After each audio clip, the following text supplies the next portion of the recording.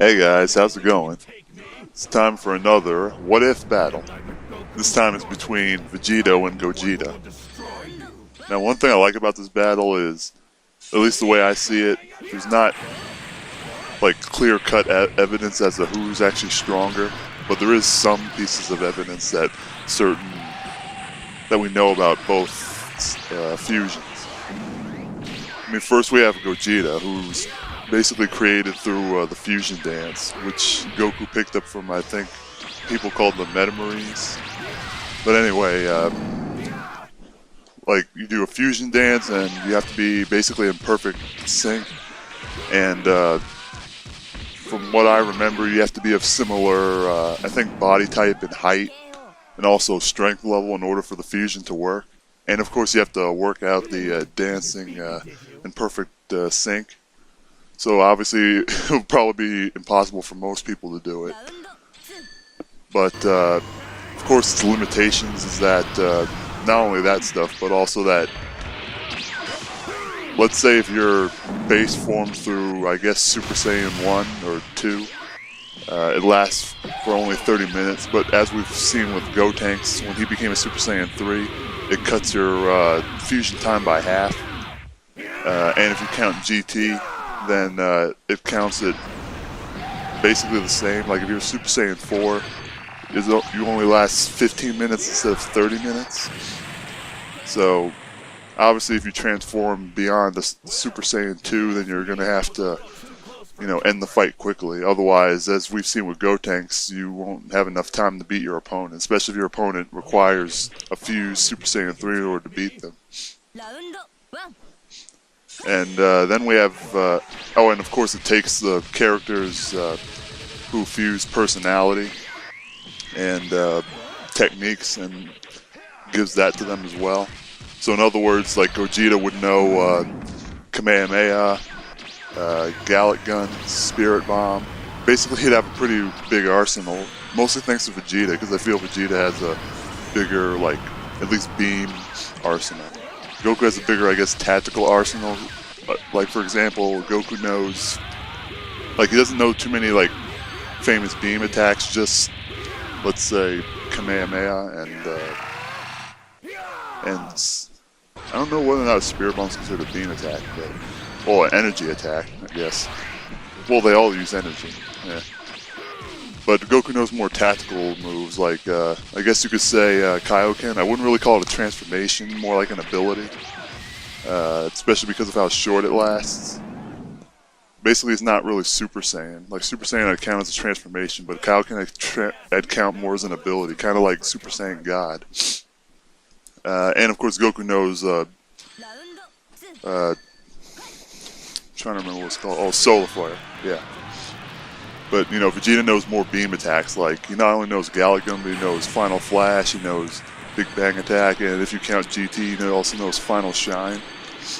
And I suppose if you count the movies, Goku also knows,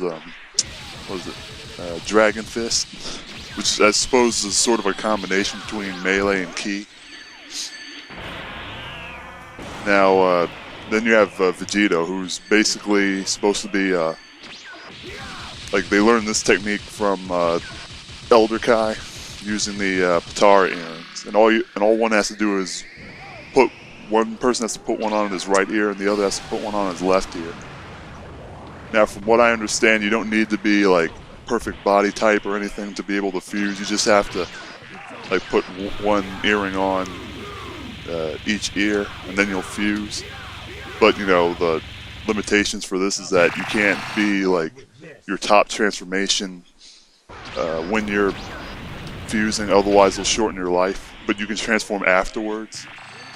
So in other words, if Goku and Vegeta were Super Saiyan going into the fusion, it would shorten their life, so that's why they transformed afterwards. And of course it's a permanent fusion, so that complicates matters even more. And of course in this fusion, at least according to Elder Kai, if two characters are different from each other, and even if they have a rivalry, they get somewhat of a boost in terms of power. That's one of the reasons why they claim Vegeta was so strong that had it have been like most other fusions, it wouldn't have been as powerful. but because Goku and Vegeta have a rivalry, and I guess you could say compared to other Z Warriors, they're around the same strength. Well, Goku's much stronger, but you know, the gap between those two isn't as big as, let's say, the gap between, I don't know, Vegeta and Piccolo. So, but yeah, but I feel that if these two were to fight, like, even if there is a gap between the two in power, I don't feel that it would be wide enough for any to be physically more powerful. But ultimately, I feel that Vegito would probably win, simply because, if for no other reason than because he doesn't have a time limit, and because he's also Goku and Vegeta, he can turn into all the same forms, use all the same techniques. Like, you know, he too would know Big Bang Kamehameha and what is it, Final Flash Cannon or something like that. And he also would know Super Saiyans 1 through 3, and if you count GT, then Super Saiyan 4. You know, I find it kind of weird, like in this game that the characters are fighting in, Vegito and even Gogeta can turn into Super Saiyan 4.